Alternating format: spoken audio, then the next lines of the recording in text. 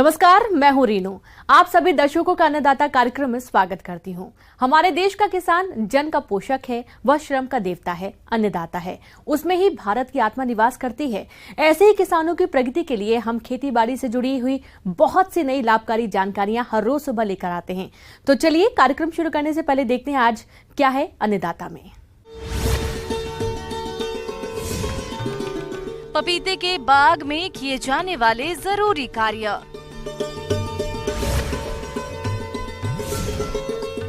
Button mushroom की खेती से कमा सकते हैं अच्छा मुनाफा।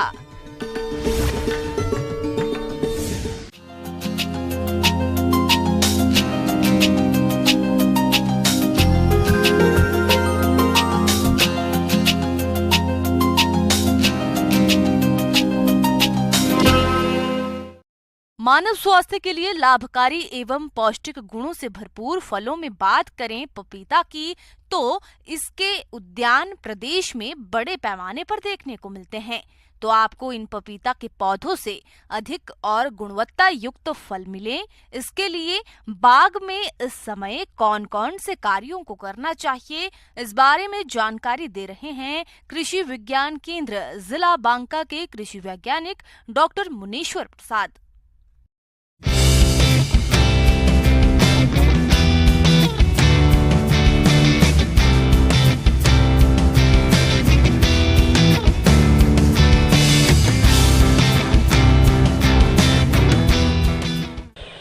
जैसा कि आप देख रहे हैं कि अभी हमारा क्षेत्रों में और किसान के खेतों में थोड़ी ठंड का एहसास हो रहा होगा, और जो किसान भाई पपीता के खेती कर रहे हैं उनके सामने एक जाड़े का जो प्रबंधन करने की के बारे में जानकारी होनी चाहिए कि हम जाड़े के मौसम में कैसे पपीते की खेतों को हम अच्छी तरह से कर पाएँ।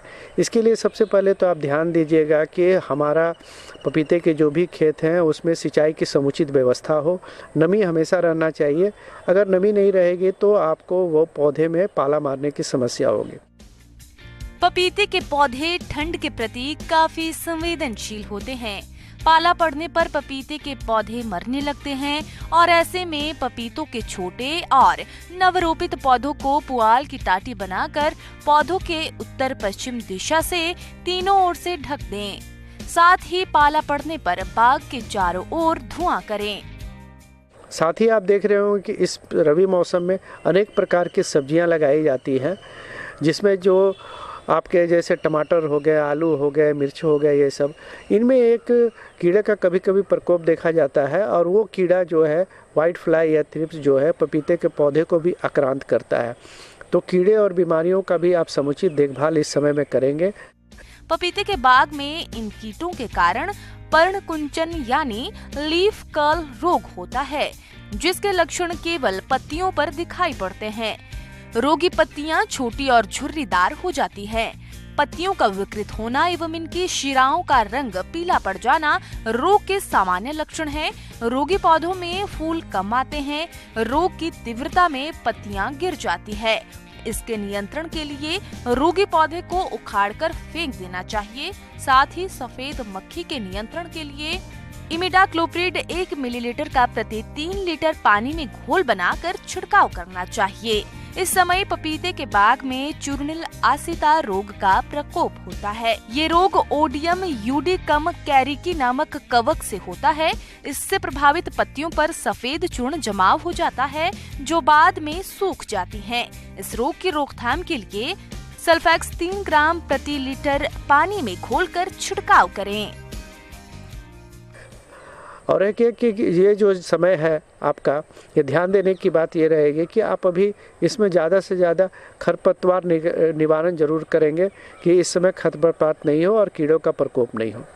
और इसके बाद जैसे ये मौसम आपका बदल जाता है, फरवरी के मौसम आते हैं, तब उसमें आप खाद और उर्वरक का फिर पुनः उपनिवेश करेंगे, जो लगभग 200 ग्राम नत्रजन, 300 ग्राम फास्फोरस और 150 ग्राम पोटास प्रति पौधे के दर से दे करके आप उस पौधे को उर्वरक का प्रयोग करेंगे। उसमें पपीते के फूलों को विकसित होने तथा पैदावार बढ़ाने के लिए आदर्श तापमान 21 से 35 डिग्री सेल्सियस और आर्द्रता 70 से 85% होनी चाहिए।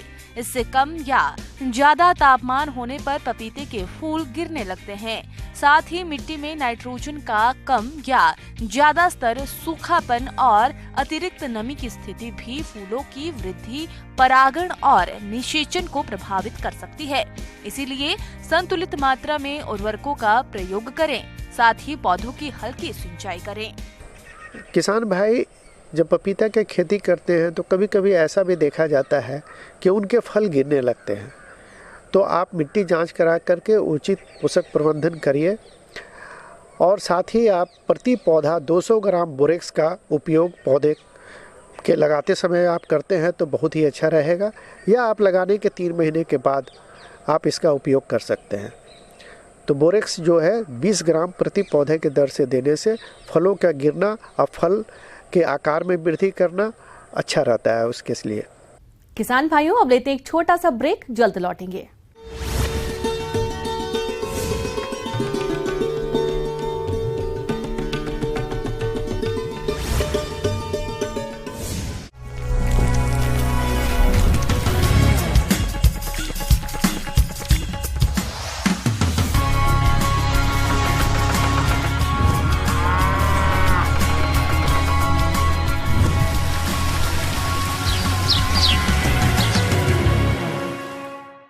ब्रेक के बाद एक बार फिर से आप सभी दर्शकों का अन्नदाता में स्वागत है।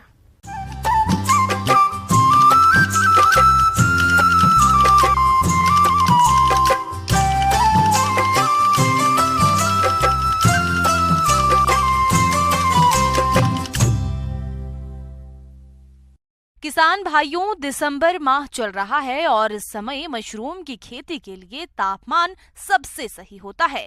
ऐसे में जो किसान बटन मशरूम की खेती करना चाहते हैं वे किन किन बातों का खास ध्यान रखें, आइए जानते हैं कृषि विज्ञान केंद्र जिला भागलपुर की कृषि वैज्ञानिक डॉक्टर अनीता कुमारी से।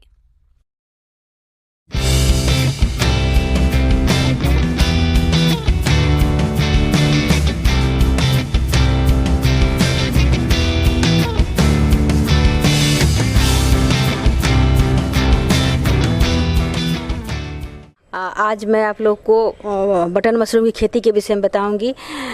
शरद ऋतु आ रहा है, ठंडा का मौसम आ रहा है और बटन मशरूम की जो खेती होती है वो प्राकृतिक रूप से शीत ऋतु या शरद ऋतु या ठंडे का जो मौसम होता है उसमें इसकी खेती की जाती है। तो जो आप प्राकृतिक रूप से आप इसकी खेती नवंबर से लेके फरवरी मार्च तक इसकी खेती कर सकते हैं और फिर उस प्रोडक्ट को सीजन के साथ साथ फिर साल भर भी उसकी मार्केटिंग आप बड़े आराम से कर सकते हैं।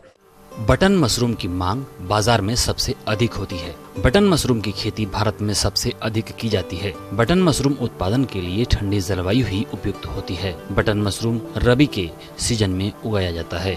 इसके उत्पादन के लिए अक्टूबर से फरवरी का समय अनुकूल होता है। बटन मशरूम के लिए 22 से 25 सेंटीग्रेड तापमान और 80 से 85% नमी की जरूरत होती है।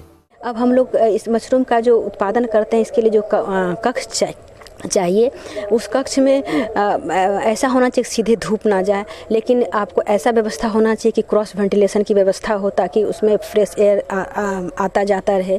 और रात में या उस वक्त आप लोग दरवाज़ा खिड़की खोल सकते हैं ताकि उसमें ताज़ी हवा का संचार हो। और उसमें आपका लाइट का व्यवस्था होना चाहिए, बल्ब वगैरह का, ताकि जब आपको आवश्यकता हो आप उसमें लगा सकते हैं। और इसका उत्पादन के लिए या तो आप रैक बना सकते हैं, मचान जैसा, उस पर कर सकते हैं, या फिर बैग में कर सकते हैं, या फिर ट्रे में कर सकते हैं, या फिर बॉक्स में इसकी खेती कर सकते हैं। जैसा आपके पास उपलब्धता है उसके अनुसार इसकी खेती आप कर सकते हैं। अब है कि कितना पुआल या कुट्टी लें, तो हम सबसे अच्छा जो कंपोस्ट बनता है उस यदि आप 10 कुंटल लेते हैं तो सबसे बेहतर कंपोस्ट आपका बनता है। और लेकिन कम से कम आप 3 कुंटल का अवश्य लें। 3 कुंटल भूसे से कम का कंपोस्ट आपका अच्छा नहीं बनेगा, इसलिए कम से कम 3 कुंटल भूसा लें।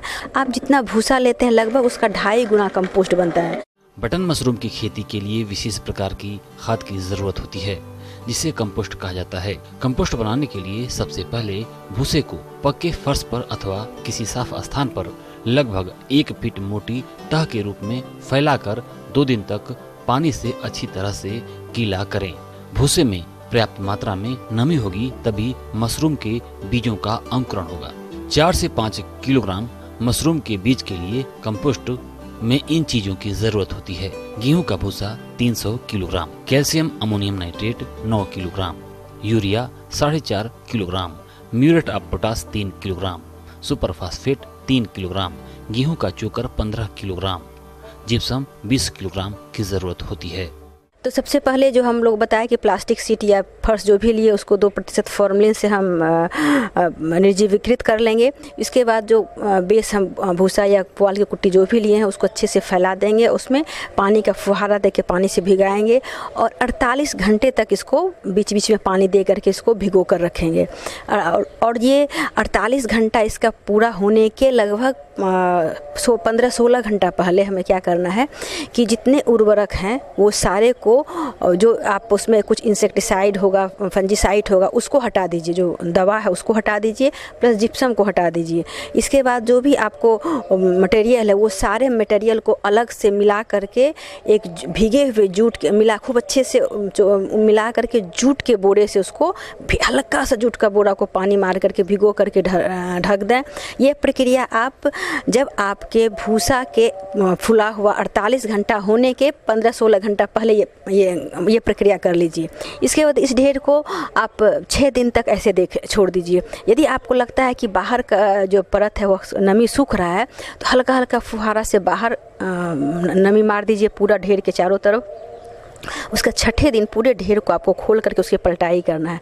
पलटाई वक्त ये ध्यान रखें कि जो पोर्शन पहले अंदर था अगली बार पलटाई में वो बाहर आए। इसके लिए हम लोग क्या करते हैं कि ऊपर का जितना मटेरियल है उसको हम लोग एक अलग ढेर बनाते हैं और अंदर के मटेरियल का अलग, और अगली बार उसका जब अच्छे से हम पलटाई करके उसमें मॉइस्चर चाहिए तो आवश्यक रूप से नमी दे दें, और उसके बाद जब फिर ढेर बनाते हैं तो उस ढेर में जो मटेरियल हमारा बाहर था उसको अगली बार अंदर डालेंगे और जो अंदर था उसको बाहर डालेंगे। इसलिए करते हैं कि हमारा पूरा भूसा जो है वो अच्छे से उसमें फर्मेंटेशन हो और अच्छे से अच्छा गुणवत्ता युक्त हमारा कंपोस्ट तैयार हो।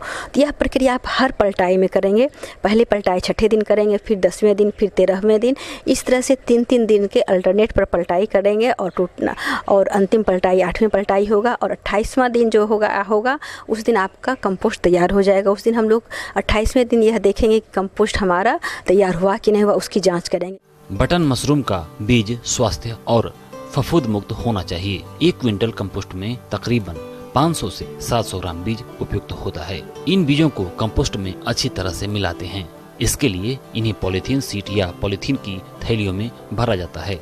बीज भरकर पॉलीथीन को ऊपर से मोड़कर बंद कर देते हैं। 3 दिन तक छोड़ देते हैं। उसके 3रे दिन फिर उसको हम लोग पलटते हैं और देखते हैं कि उसमें कोई गंध तो नहीं है। गंध यदि फॉर्मलिन का नहीं होता है तो हम लोग बिजाई करते हैं। बिजाई की भी 3 विधि है। जो सबसे प्रचलित विधि है उसमें हम लोग पूरे कंपोस्ट और बीज को मिला देते, 2 इंच हटा करके उसमें स्पॉन डालते हैं और स्पॉन के बाद फिर 2 इंच हम लोग कंपोस्ट डाल देते हैं। यदि सतह पर बिजाई करते हैं तो पहले 4 इंच हम लोग कंपोस्ट को डालते हैं, उसके बाद फिर उस पर स्पॉन की एक परत बिछाते हैं, फिर उसमें 2 इंच कंपोस्ट डालते हैं, फिर स्पॉन देते हैं, फिर 2 इंच कंपोस्ट डाल करके स्पॉन दे करके फिर हल्का कंपोस्ट दे करके हल्का जब बिजाई कंप्लीट हो जाती है तो हल्के हल्के हाथ से, किसी भी विधि में बिजाई कर रहे हो, हल्के हल्के हाथ से हम लोग कंपोस्ट को दबा देते हैं।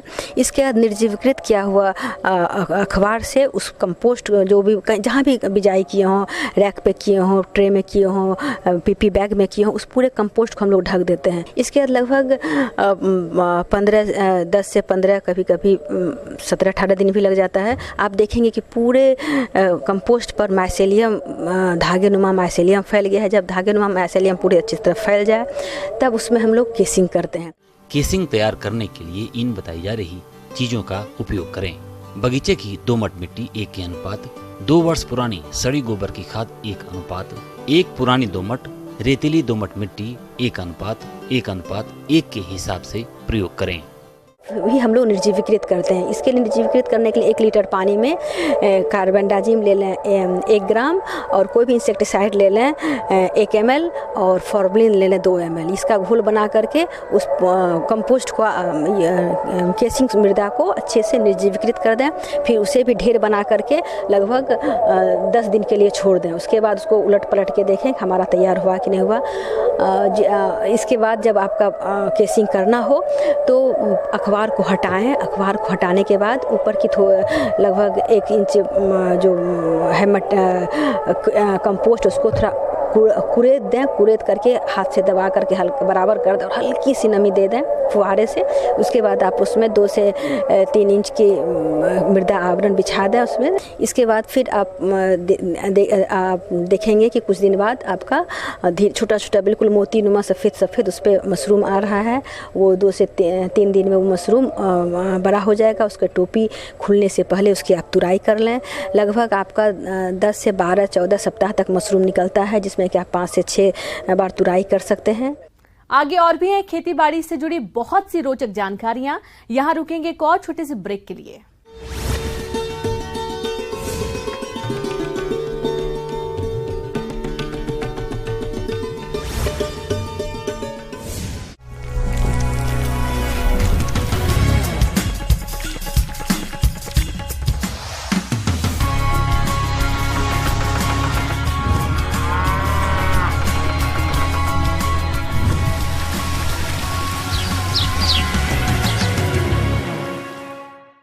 ब्रेक के बाद एक बार फिर से आप सभी दर्शकों का अन्नदाता कार्यक्रम में स्वागत है।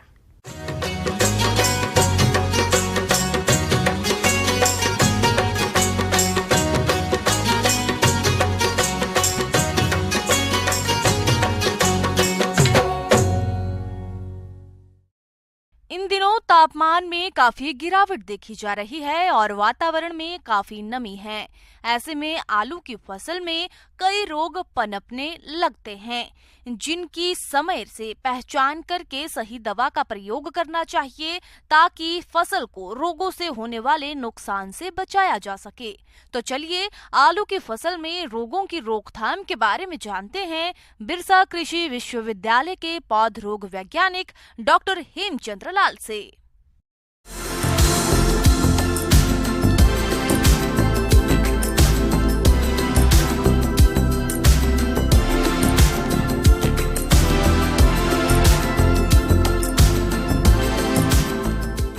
किसान भाई नमस्कार। ये जो आलू फसल की आप लोगों ने अपने खेतों में लगा लिया होगा, तो उसकी देख रेख आवश्यक है और निगरानी भी बहुत आवश्यक है। भारत में आलू का उत्पादन मुख्यतः सब्जी के लिए किया जाता है। यहाँ कुल उत्पादन का करीब 90% सब्जी के रूप में प्रयोग किया जाता है। लेकिन देखने में आता है कि इस फसल से अच्छी उपज किसानों को तभी मिलती है जब वो फसल का प्रबंधन उचित समय पर करते हैं। तब निगरानी से ही पता चलता है कि मेरा कौन पौधा स्वस्थ है और कौन पौधा अस्वस्थ हो रहा है। तो आप देखेंगे जब दिसंबर के महीने में, दिसंबर के जबकि कुहासा अधिक रहता है और तापमान कम रहता है, बदली लगा होता है, और अगर उस समय में बारिश जो है, जो झीसी टाइप जिसको कहते हैं, ड्रिजलिंग हो जाए और मेघ लगा हो, तो कहते हैं कि एक पिछात झुलसा रोग है, उसके आने की समस्या, आने का समय वो होता है उपयुक्त। आपके फसल को वो पिछात झुलसा रोग आलू में वो आक्रांत कर सकता है, और उस तरह के मौसम अगर उपयुक्त हो जाएं तो आपके फसल को ये तुरंत बर्बाद कर देता है। तो आप कहेंगे किसान भाई कि पिछात झुलसा को हम कैसे पहचानें? तो पत्तियों के किनारे से पे एक धब्बा होता है, पनीला धब्बा होता है, पानी लिए हुए धब्बा होता है, जो कि ऊपर की ओर मुड़ता है। तो जब ऊपर की ओर मुड़ता है, और वो देखिएगा कि अभी सुबह में एक पौधे पर दिख रहा है, लेकिन शाम में जाइएगा तो वो सीधे 8 पौधे पे दिखेगा, फिर अगले सुबह में 64 पौधे पे। तो इस तरह इतना तेज़ी से फैलता है ये किसान भाई कि इसको अगर समय रहते इसका नियंत्रण नहीं किया जाए तो आप अपने फसल को नहीं बचा पाएंगे। किसान भाइयों, आलू की फसल में अगेती झुलसा रोग का प्रकोप काफी देखने को मिलता है, जो अल्टरनेरिया कवक द्वारा फैलता है। इस रोग के लक्षण शुरुआत में पौधे की निचली पत्तियों पर छोटे गोले से अंडाकार भूरी धब्बों के रूप में दिखाई देते हैं, और इस रोग से प्रभावित कंदों पर दबे हुए धब्बे तथा नीचे का गुदा भूरा और शुष्क हो जाता है। इसलिए इस रोग की रोकथाम के लिए मैंकोजेब 2 ग्राम प्रति लीटर पानी में घोलकर फसल पर छिड़काव कर दें, जिससे आप इस रोग पर काफी हद तक नियंत्रण पा लेंगे। तो पहले तो मौसम को देख लें कि इस तरह का मौसम है, और अगर प्रोफाइलेक्टिक मेजर में कहें तो रीडोमिल MZ दवा जो है वो बहुत कारगर है। उसके लिए उसमें 8% जो है मेटलैक्जिल है, जो कि बहुत कारगर है।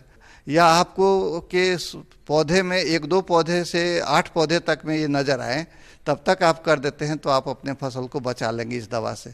एक और दवा है रीडोमेट करके आता है बाज़ार में, जो कि आपको जिसमें 35% मेटलैक्जिल है।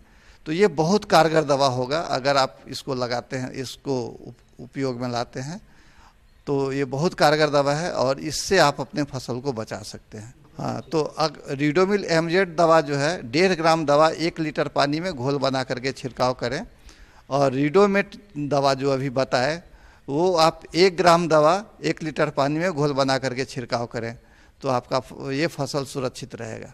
और दूसरा छिड़काव भी आपको इसमें 2 सप्ताह बाद कर देने पड़ेंगे, अपने फसल को आप बचा ले सकते हैं। खेत में अगर आप बारिश तो नहीं हो रही है, खेत में पानी पटा देते हैं तो सॉइल का टेम्परेचर थोड़ा अधिक हो जाता है और आपके फसल को वो थोड़ा सॉइल टेम्परेचर अधिक होने से क्या होता है कि वो टेम्परेचर जो चाहिए होता है फफूंद को नहीं मिलता और आपका फसल बच जाता है। तो आप सिंचाई भी कर सकते हैं, या अमूमन किसान भाई क्या करते हैं कि जब उस तरह का मौसम होता है तो खेत के चारों तरफ जो है थोड़ा सा आग जला के धुआं कर देते हैं, इससे भी कि जो टेम्परेचर है वो भी मेंटेन रहे। इसके अलावा किसान भाई जो पहले से करता रहे राख छींटना, तो ये सब भी करते रहें तो आप अपने फसल को बचा सकते हैं।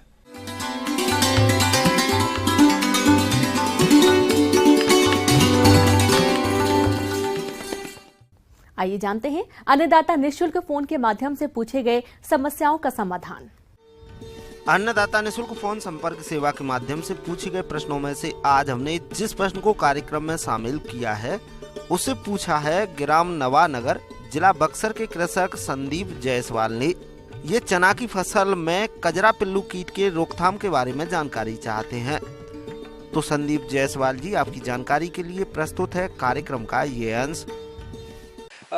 जैसा कि चना एक दलहनी कुल की फसलों में प्रमुख स्थान रखता है और रबी ऋतु में चना की खेती के एक महत्वपूर्ण स्थान है रबी में। जैसा कि चने में बुआई के उपरांत ही कीड़े मकोड़ों का प्रकोप ज़्यादा लगने लगता है। इसमें एक प्रमुख प्रकार का हमारा कीट है कटवार्म, काटने वाली सिंडी, एग्रोटिस इप्सिलान। इस कीट का प्रकोप उन क्षेत्रों में अधिक होता है जहां पर बुवाई से पूर्व बरसात का पानी भरा रहता है और मृदा भारी या चिकनी हो। इस कीट की गिडारें देखने में हल्की स्याही या गहरे भूरे रंग की तैलीय होती हैं। छूने पर ये लटें गोल घुंडी बनाकर पड़ जाती हैं, जो ढेलों के नीचे छिपी रहती हैं और रात को बाहर निकलकर पौधों को भूमि के सतह के पास से काट देती हैं। यदि एक सूंडी प्रति वर्ग मीटर क्षेत्र में पौधे की वनस्पतिक अवस्था में दिखाई दे तो आर्थिक नुकसान हो सकता है। और किसान भाइयों, अब ये क्षति का लक्षण हम देखते हैं। कटवार्म कीट जो होता है, ये सुंडी जो होती है इसकी, ये रात्रिचर कीट है। ये दिन में इसका प्रकोप नहीं लगता है, ये दिन में मृदा में ढेलों या नीचे जमीन की जड़ में सतह में ऐसे छिपा रहता है। रात्रि के समय ये निकलता है और पौधों को जड़ को मृदा की सतह से ही पौधों को काट के क्षति पहुँचाता है। बीज उपचारित के लिए जैसे हम इंसेक्टिसाइड, कोई भी इमिडाक्लोपिड, क्लोरोपाइरिफास, इस तरह की दवाओं से 2 से 3 ग्राम पर केजी सीड बीज के दर से इसको उपचारित करके इसके बाद हम इसको लगाते हैं। इसके बाद किसान भाइयों, हम इसको बुआई से पूर्व खेत की तैयारी करते समय क्यूनाल फास 1.5% चूर्ण 25 किलोग्राम प्रति हेक्टेयर की दर से अंतिम जुताई के समय मृदा में मिला दें, या उस समय नहीं दे पा रहे हैं तो खड़ी फसल में शाम के समय दें इसको।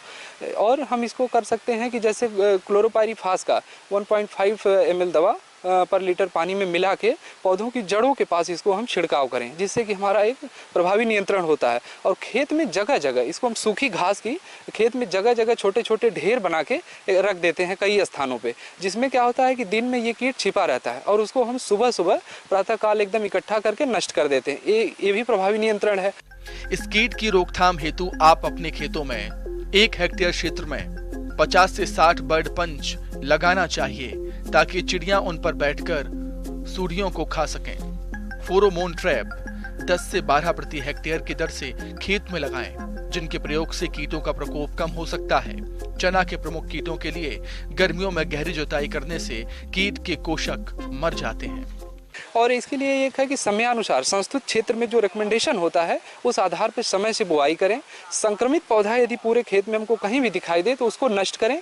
खेत में जल जमाव की जो जहाँ भी पूरा जल निकास का प्रॉपर सुविधा करें। खेत को हमेशा खरपतवार मुक्त रखें और फसल चक्र का बहुत ज़रूरी है कि फसल चक्र अपनाएं। और जिस खेत में हमारा ये कटवार्म डिजीज़ या कोई भी डिजीज़ का प्रभाव दिखाई देता है ऐसे बीज को हम दोबारा फसल बोने के लिए प्रयोग ना करें।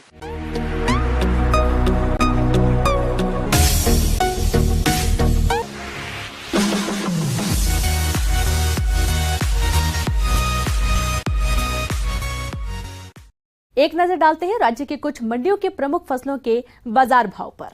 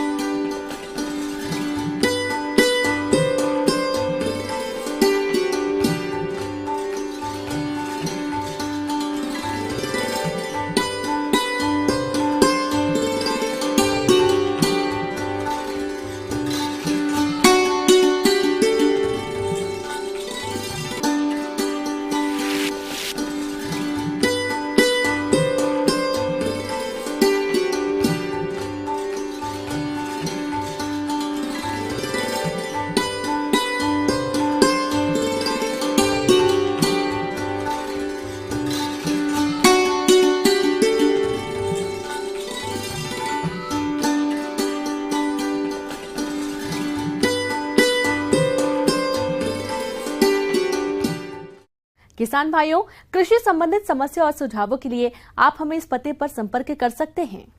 प्रोड्यूसर अन्नदाता news 18 Bihar Jharkhand, Ramoji film city Hyderabad 501512।